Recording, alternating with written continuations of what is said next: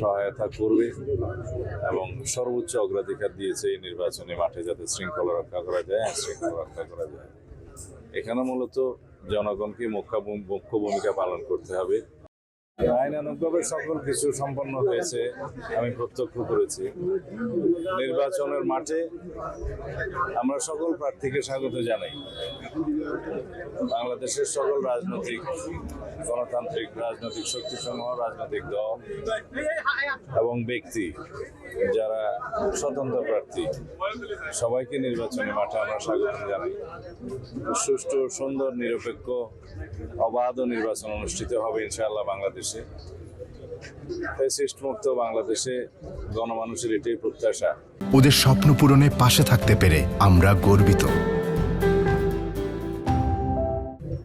বাংলাদেশের মানুষের আকাঙ্ক্ষা, শহীদের রক্তের আকাঙ্ক্ষা, একটি সত্যিকার গণতান্ত্রিক রাজনৈতিক সরকার গঠিত হবে এবং নিরপেক্ষ ভোটের মাধ্যমে জনগণ ভোটের অধিকার প্রয়োগ করার জন্য উদ্গ্রীব, উন্মুখ হয়ে আছে। সেই পরিবেশটা আমাদেরকে বহাল রাখতে হবে।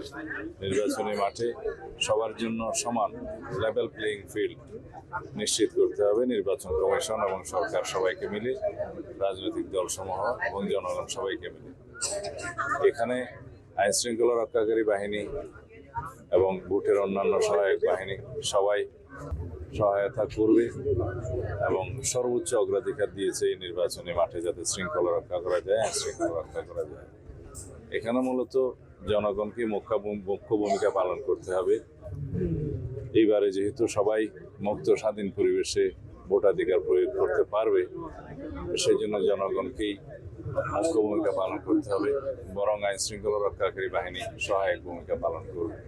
আমরা দেশের সকল জনগণকে আহ্বান জানাই, সম্পূর্ণ মুক্ত স্বাধীন পরিবেশে নিজের ইচ্ছা মতো, পছন্দ মতো প্রার্থীকে, দলকে ভোটদানের জন্য আপনারা সুবিবেচনা প্রসূত সিদ্ধান্ত নেবেন, যাতে করে আগামী দিনে বাংলাদেশে একটি সত্যিকার শক্তিশালী গণতান্ত্রিক বৈষম্যহীন এবং ন্যায় বিচারের, সামাজিক সুবিচারের রাষ্ট্র প্রতিষ্ঠা হয় এবং সত্যিকার শক্তিশালী গণতান্ত্রিক সমাজ প্রতিষ্ঠা হয়, সরকার প্রতিষ্ঠা হয়।